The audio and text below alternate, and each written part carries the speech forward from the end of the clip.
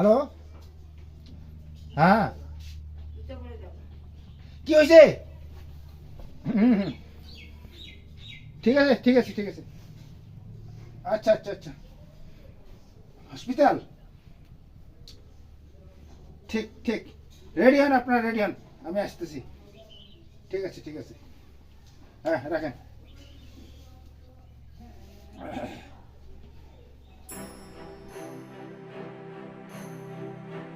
রোজগার দিনটা শুরু হয় এভাবে মানুষের জন্য। ডুয়ার্সের প্রত্যন্ত অঞ্চলে চা বাগানের শ্রমিক করিমুল হক। পেশায় তিনি চা বাগানের শ্রমিক হলেও মনে প্রাণে তিনি একজন সমাজকর্মী। এই যাত্রা শুরু হবার পিছনে রয়েছে আরেক গল্প। অসুস্থ মাকে হাসপাতালে নিয়ে যাওয়ার জন্য পাননি কোনো অ্যাম্বুলেন্স। চিকিৎসার অভাবে মা হারিয়ে শপথ নেন অ্যাম্বুলেন্সের অভাবে অন্য কেউ যাতে প্রিয় মানুষকে না হারায়। তাই লোন করে মোটরসাইকেল কিনে শুরু হয় বাইক অ্যাম্বুলেন্সের যাত্রা। প্রায় ৫,৫০০ রোগীকে বিনামূল্যে পরিষেবা দিয়ে যাচ্ছে, যা আজও অব্যাহত। অ্যাম্বুলেন্স পরিষেবার পাশাপাশি তিনি স্থানীয় ডাক্তারদের থেকে গ্রামবাসীদের প্রশিক্ষণ সহ প্রাথমিক চিকিৎসা প্রদান করে যাচ্ছেন। এই বিপুল কার্য সাধনার জন্য পেয়েছে শত সহস্র সম্মান। ২০১৭ সালে ভারতের অন্যতম সর্বোচ্চ সম্মান পদ্মশ্রী সম্মানের জন্য করিমুল হককে বেছে নেন ভারত সরকার। বাইক নিয়ে ওই ছুটল অ্যাম্বুলেন্স দাদা রোগীকে তার গন্তব্যে পৌঁছে দেওয়ার জন্য। চা বাগানের শ্রমিক থেকে বাইক অ্যাম্বুলেন্স দাদা হয়ে ওঠার গল্প নিয়ে এক কথা দু কথার সাথে বাইক অ্যাম্বুলেন্স দাদা পদ্মশ্রী করিমুল হক। নমস্কার স্যার, কেমন আছেন? হ্যাঁ, প্রভু উপরওয়ালার আশীর্বাদে ভালো আছি, আপনাদের আশীর্বাদে ভালো আছি, চলছে দিন। আমার প্রথমেই জানার খুব ইচ্ছে হচ্ছে যে অ্যাম্বুলেন্স দাদা এই নামটার প্রচলিত হলো কি করে? অ্যাম্বুলেন্স দাদা নামটা হলো, অ্যাকচুয়ালি গোড়াতে যদি বলি, আমার মা ছিল বিনা ট্রিটমেন্টে মারা গিয়েছিল, হসপিটালে পৌঁছতে পারিনি, মা রাত্রেই মারা যায়। তো সেদিন থেকে আমার মনে খুব একটা ইয়ে ছিল যে গ্রামের লোককে কীভাবে পরিষেবা দেবো, আমার মা তো বিনা ট্রিটমেন্টে মারা গেল, এইভাবে আর কত মা হারাচ্ছে, অনেক মানুষ হারাচ্ছে। তো এই পরিকল্পনা, আমি বাগানে কাজ করি, হঠাৎ করে একজন আমার বন্ধু অসুস্থ হয়ে পড়ে, ম্যানেজারকে গিয়ে বললাম যে স্যার আপনার মোটরসাইকেলটা দেন, দেখে হসপিটাল নিয়ে যেতে হয়েছে। তখন ম্যানেজার বললো যে হ্যাঁ তোমার তো মোটরসাইকেলটা পারো না। হ্যাঁ পারি। ওকে পিছনে বসাই নিলাম, নিয়ে আমার গামছাটা দিয়ে বডির সাথে আমার বাঁধ দিলাম, দুজনে জয়েন হয়ে আর ওকে হসপিটাল পৌঁছাই দিলাম। ৩ দিন পর যখন ও বাড়িতে আসলো, তখন আমার দেমাগ খুলে গেল, ব্রেনটা, যে একটা মোটরসাইকেল হলে অ্যাম্বুলেন্সের কাজ করা যায়। তখন আমি একটা গাড়ি মোটরসাইকেল লোন করে নিয়েছি। নেওয়ার পরে এখন পর্যন্ত আমি ওইটাতে চালাচ্ছি, পেশেন্ট প্রচুর নিয়ে গেছি, এখন পর্যন্ত ৬,৫০০-এরও বেশি পেশেন্ট কিন্তু আমি এই ট্রেনিংটা করছি। প্রায় আমার ১৩-১৪ বছর হচ্ছে শুধু এই অ্যাম্বুলেন্স পরিষেবাটা। তখন থেকে মানুষ আমাকে অ্যাম্বুলেন্স দাদা বা অ্যাম্বুলেন্স ম্যান বলে ডাকে। প্রথম মোটর সাইকেল নিয়ে বা মোটর সাইকেলে অ্যাম্বুলেন্স করে যে রোগীকে নিয়ে গেছেন, তার যে রিয়াকশন বা তার যে অনুভূতি কেমন ছিল? ফার্স্ট আমি যে রুগীটাকে নিয়ে গেছিলাম, ওটা হলো একটা মহিলা। আমি রাত্রে মোটরসাইকেলটা যখন নিয়ে আসলাম, আমার বউ খুব খুশি হয়েছে যে গাড়ি কিনছে, খুব খুশি, আমরা চড়ে ঘুরবো। তখন আমি রাত্রে কাগজ দিয়ে আমার গাড়ির সামনে আর পিছনে লিখে দিয়েছিলাম বাইক অ্যাম্বুলেন্স। তা আমার বউ বলছে এবার বাইক অ্যাম্বুলেন্স, যেটা বাইক অ্যাম্বুলেন্স, যাতে মানুষের পরিষেবা দিব। ঠিক আছে। সেই রাত্রেই, রাত ৯টা-১০টা হবে, এই পাড়ার একটা বউ, মাঠে তখন ল্যাট্রিন ছিল না, মাঠে ল্যাট্রিন করতে গেছে, ওখানে সাপ কাটছে ওকে। ওকে সাপ কাটছে, ওর স্বামী দৌড়ে এসে বলতেছে তুই তো নতুন অ্যাম্বুলেন্স বলে নাই, বলছে মোটরসাইকেল কিনছিস, তাড়াতাড়ি চল, তোর বউদিকে সাপ কামড়ে দিচ্ছে। আমার খুব ইন্টারেস্ট ছিল, আমি সঙ্গে সঙ্গে গেলাম, গিয়ে বউটাকে মাঝখানে বসালাম, ওর স্বামী পিছনে বসলো, জলপাইগুড়ি হসপিটাল নিয়ে গেলাম। নিয়ে গিয়ে ওকে ভর্তি করাই দেওয়ার পরে তখন প্রায় ৪-৫ দিন পর ব্যাক করে ফিরে আসলো।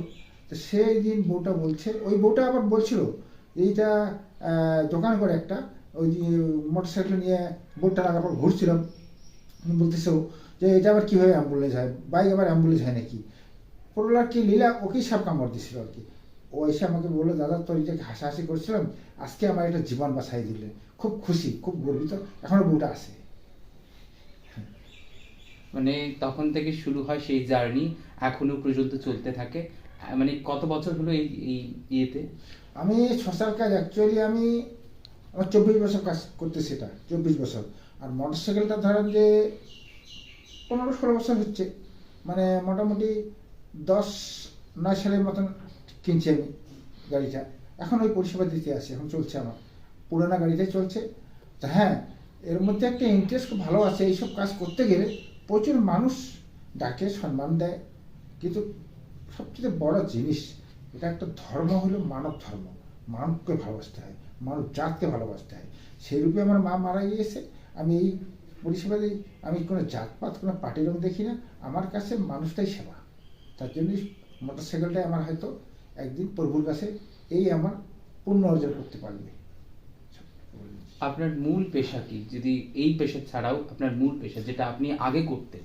আমার চা বাগানের কাজ, অল্প জমি জায়গা আছে, এটি কাজ করি, চা বাগানের কাজ আর এই জমি জায়গা। এবং আমার দুটো ছেলে আছে, ওরাও ওই লোন করে গাড়ি নিয়ে এসে পিক আপ ভ্যানগুলা, হ্যাঁ, ওরাও পরিশ্রম করতেছে। এবারে আমার এইসব কাজের মধ্যে বাড়ির সবাই সাহায্য করে, আশপাশেও 2-1 জন সাহায্য করে। এই পেশা বলতে গেলে এখন সোশ্যাল কাজটাই আমার পেশা। আর মোটামুটি এ কাজ একটা নেশাগ্রস্ত হয়ে গেছে। রাত বেরাত মানুষের বিপদ আপদ হয়, কখনো কি হয়, অনেক সময় আরো এরকম দুর্ঘটনা ঘটে, আমাকে ডাকবে, তখন আমি যাই। আপনি যে এই মহান কাজের সঙ্গে যুক্ত আছেন, নিশ্চয়ই এই মহান কাজের সঙ্গে যুক্ত হওয়ার ফলে অনেক লড়াই, অনেক বাধা, সেটাকে অপেক্ষা করে আপনি লড়েছেন। সেই অভিজ্ঞতা, সেই গল্পটা একটু জানতে চাই। এইটা লড়াই তো চলছে। প্যাশেন্ট পার্টি নিয়ে তো আমরা যাওয়া আসা করি, কিছু কিছু মানুষ এসে বদনাম ছড়ায়, অনেক কিছু ঘটনা ঘটায়। হ্যাঁ, তো আমি চাচ্ছি মানুষ কি বলে বলুক। হ্যাঁ, অনেক ছেলেপেলেকে বলছি আমি যে কাজে আসো, নামো। কেউ আসে না, স্বার্থ সবাই খুঁজে। তো রবীন্দ্রনাথ ঠাকুর একটা গান বলছিল, তোমার ডাক শুনে কেউ না আসে, একলা চলো রে একলা চলে। তো আমি এই কাজ করতেছি। তো এইসব কাজ করতে গিয়ে অনেক বাধা বিপত্তি আসছে, তা আটকাইতে পারেনি। আর এখানে আমার এমন কিছু কাজ না যে আমার এই কাজের মধ্যে ইনকাম সোর্স একটা বড় আছে। আমরা নগণ্য লোক নিয়ে হসপিটালে যাই, পেশেন্ট নিয়ে যাই, এটাই কাজে করি, সেবামূলক কাজ। এই কাজ দেখে আজকে ভারত সরকার আমাকে পদ্মশ্রী পুরস্কার করেছে। শুধু ভারত সরকার না, দেশ বিদেশ থেকেও আমি অনেক পুরস্কার পেয়েছি। বাংলাদেশ করছে, স্কটল্যান্ড করছে, কোরিয়া করছে, হ্যাঁ, এবং বিভিন্ন রাজ্য থেকে অনেক পুরস্কার পেয়েছি। পুরস্কার আমার নয়, এগুলো উত্তরবঙ্গবাসীর জন্য। আমার কাজ হলো সবচেয়ে বড়, সবচেয়ে বড় জিনিস ভ্রাতৃত্ববোধের মধ্যে আমাদের থাকতে হবে। জাতি ধর্ম নির্বিশেষে আমরা যেন থাকতে পারি। আজকে হয়তো বিভিন্নভাবে বিভিন্ন মঞ্চে অনেক রাজনৈতিক দল বিভিন্নভাবে আমাদের বিভাজন করে রাখে। আমরা কিন্তু বিভাজন আজও হতে চাই না। আমরা চাচ্ছি কোথাও অনুষ্ঠানে, এখন আমার নাম করিমুল হক, আমি তো মুসলিম, আমাকে কেন এখনো দুর্গাপূজার ফিতা কাটিতে হয়? অনেক জায়গায় আমাকে ডাক দেয়, কালী পূজার উদ্বোধন করি, দুর্গাপূজার উদ্বোধন, কীর্তনের উদ্বোধন করি, কেন? নিশ্চয়ই আমাকে ভালোবাসে। তাই আমরা চাই যে আমরা যেন দেশটাকে এত সুন্দরভাবে চালিয়ে নিয়ে যেতে পারি। আমাদের সবচেয়ে আগে দেশ দেখতে হবে, আমার দেশকে মান্যতা দিতে হবে, আমাদের শপথ নিতে হবে। আগে আমাদের দেশকে মান্যতা দিতে হবে, দেশকে ভালোবাসতে হবে। আমার জন্মভূমি জায়গাটা, এখানেই খাবো, এখানেই মরবো, এখানে দাপন হবো আমরা। কাজে দেশের নাম উজ্জ্বল করার দায়িত্ব কিন্তু প্রত্যেকটা নাগরিকের, দেশের বদনাম করার জন্য। গ্রামে থাকি, ছোট্ট একটা স্বাস্থ্যকেন্দ্র তৈরি করছি মানুষের সাহায্য দিয়ে। মোটামুটি কিছু কিছু বাচ্চাকে মানুষের সাহায্য দিয়ে লেখাপড়া করাচ্ছি। আমার অ্যাকোয়াগার্ড জলের প্ল্যান আছে, সেটাও যা আমি করতেছি মানুষের সাহায্য করতেছে। আমার নিজের কোনো কিছু নেই, আর নিজের কিছু আমি রাখিও নি। আমি চাই পৃথিবী ছেড়ে চলে যাব, কিছু একটা দাগ কেটে আমি যাব। আমি দেখছি অনেক বাবা মা কষ্ট করে ছেলেকে লেখাপড়া করিয়েছে, বড় বড় হয়েছে, এসি গাড়িতে ঘুরে, এসি ঘরে থাকে, কুত্তা নিয়ে এসি গাড়িতে ঘুরে, কুত্তার জন্য জায়গা হয় এসি ঘরে, মা বাবার জন্য বৃদ্ধাশ্রম। এটা যেন না হয়। মায়ের যে অমৃত্যুটা আমরা খেয়েছি, মায়ের যে স্থান পান করেছি, মা যে কত কষ্ট করেছে, তার কষ্টটাকে আমরা যেন চিন্তা ভাবনা করে যেন ভালো ভালো চলি, এবং পাশের গরিবকে যেন আমরা সাহায্যের হাত বাড়িয়ে দিই। কনকনে শীত, যতটুকু আপনার ইনকাম হয়, যদি আপনার কিছু বাঁচে, একটা গরিবের বাচ্চাকে একটা সোয়েটার কিনে দিন, একটা জ্যাকেট কিনে দিন। এটাই তো ধর্ম। ধর্ম করতে তো টাকা লাগে না।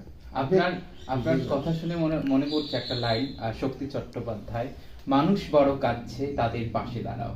মানে এই যে মানে মানুষের পাশে দাঁড়ানো, মানে এটা কি শৈশব থেকে ছিল?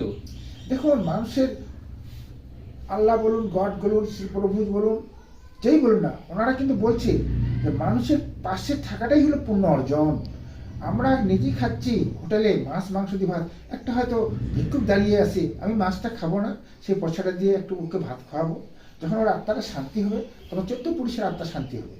14 পুরুষের আত্মা শান্তি। মানুষকে এখন মানুষকে টাকা দাও আরও চাই, বাড়ি দাও আরও চাই, গাড়ি দাও আরও চাই। যখন মানুষকে খাওয়াইতে খাওয়াইতে আর একটা মাছের পিস দিবে, আর মাছ চাচ্ছি দিতে, আর দিবেন না, আমাকে দিবেন না, ওই যে কথাটা দিবেন না, মাত্র একমাত্র খোরাকের মধ্যেই বলবে মাছ চাচ্ছি দিবেন না। আত্মাটা সবচেয়ে বড় জিনিস মানব সেবা, তাই না? আপনার শৈশবে কেটেছে এমন, বা আপনি পড়াশোনা করেছেন কোথায়, সেই ব্যাপারে একটু। এবার আমি লেখাপড়া করিনি, করি লাভ নেই। ওগুলা লেখাপড়া বললেও চলে, না বলে আমেরিকা, ইংল্যান্ড, ফ্রান্স, জার্মানি বহু দেশ থেকে ফোন করে, হ্যাঁ। আমি জানি না। হুম। আজকে আমাকে পদ্মশ্রী বলছে যে পদ্মশ্রী পেয়েছিস, আমি দেখছি বড় বড় গুরুজনরা মারা গেছে পদ্মশ্রীওয়ালা, এই সেকেন্ডের মধ্যে নামটা চেঞ্জ করে দিল। কি করে দিল? বডিটা কি আসছে? পদ্মশ্রী আর বললো না, পদ্মশ্রী বললো না, বাহ। বডিটা কি আসছে? আমি নিজেই জানি তার মা মারা গেছে, হসপিটালে 3 তলার উপরে আছে। আমি ফোন করলাম, কিরে তোর মাকে নামাইছিস? বলছে বডি এখনো নামাইনি। হায় রে পুত্র, তুই মা বলতে পারলি না, তুই বডি নামাইতে পারি? আমি বললাম তোর মা না বডি রে? বলছে মা না, মায়ের বডিটা। চিন্তা কর ছেলে, কি শিক্ষা, কি অর্জন, তুই মা বলতে পারলি না। হাজার হাজার সম্মান, মানে আপনার এখানে ঘর দেখলেই বোঝা যায় যে অনেক অনেক সম্মান। এই সম্মানগুলো থেকে পদ্মশ্রী সম্মান, সেটা যখন আপনার নামটা নমিনেশন হলো, তখন সেই আবেগটা কেমন ছিল? যেমন পদ্মশ্রী সম্মান, পদ্মশ্রী জিনিস আমরা গ্রামে কেউ জানতাম না, আমি নিজেও জানতাম না। এটা যখন আমাকে ঠিক 10টার সময় ফোন করলো दिल्ली থেকে, যা बाइक एम्बुलेंस दादा है? बोले हाँ। आप कहाँ से बोलता है? वो बोले दिल्ली से बोल रहा है। मैं आप कौन है? बोले सुरक्षा मंत्रालय का सेक्रेटरी बोलता हूँ। क्या हुआ? कि आपका पद्मा मिलने वाला है। मैं क्या हुआ पद्मा का? कैसे नहीं सर, आपको पद्मा मिलने वाला है। पद्मा का क्या हुआ? कैसे नहीं, पद्मा श्री मिलने वाला है आपका। तখন আমি ভাবলাম যে এই লোকটা তো ভুল করতেছে। आपका क्या हुआ? हॉस्पिटल लेके जाइए, मैं जलपाईगुड़ी में और दिल्ली रंग नंबर लगा दिया है, छोड़िए। हाँ, कैसे नहीं नहीं, आपको पद्मश्री अवार्ड मिलने वाला है। আমি তো বললাম पद्मश्री अवार्ड आपका लड़की है ना क्या? कहते नहीं नहीं नहीं, हमारा लड़की नहीं है। अरे पद्मश्री अवार्ड मिलेगा आपका। तो पद्मश्री अवार्ड हमको देगा? हाँ, तो आपका लड़की को लेके आइए। श्री যখন বলছে पद्मश्री, কোনো মেয়ে ভাবছিল। समझ नहीं, आपका पद्मश्री अवार्ड मिलेगा, तो पद्मश्री को लेके आइए, हम अवार्ड लेगा। कैसे नहीं, आपको पद्मश्री मिलने वाला है। फालतू बात मत बोलिए, छोड़िए, हमारा डॉक्टर एक्सीडेंट हो गया है, आपका मोबाइल में आलतू फालतू बताया, हम जलपाईगुड़ी में, आप दिल्ली में है, ये की मारता है ना क्या? तो सर आपको मैं समझाने नहीं सीखा, স্যালুট করতা हूं, आप काम करते रहिए। আমি জানতাম না যে পদ্মশ্রী এটা, আমি পরে জানতে পারলাম টিভিতে দেখতেছে একটা অ্যাওয়ার্ড পদ্মশ্রী। আমি খুব দুঃখ পাইছি যে লোকটাকে আমি গালি দিলাম। একটা পদ্মশ্রী আমি বুঝতাম না, তাই না? এই অ্যাওয়ার্ড আমাকে দিয়েছে, এটা আনন্দটা পেয়েছি, কিন্তু সেরকম অ্যাওয়ার্ডটা সম্বন্ধে জানা ছিল না যে আরো আনন্দ করতাম। রাষ্ট্রপতির হাত থেকে পুরস্কার পাওয়া, সেটা তো মুখের কথা নয়, কিন্তু ওটা জানতাম না রাষ্ট্রপতির হাত থেকে পুরস্কারটা যে এত বড় আনন্দ। আমি ওকে বলছি अवार्ड मेरा घर में बहुत है, बड़ा बड़ा अवार्ड है, बहुत बड़ा बड़ा अवार्ड है। तो পদ্মশ্রী সম্বন্ধে আমার একটা আইডিয়া ছিল না, যেটা ন্যাশনাল পুরস্কার, বড় পুরস্কার, তাকে আমি খুশি ভাবনা।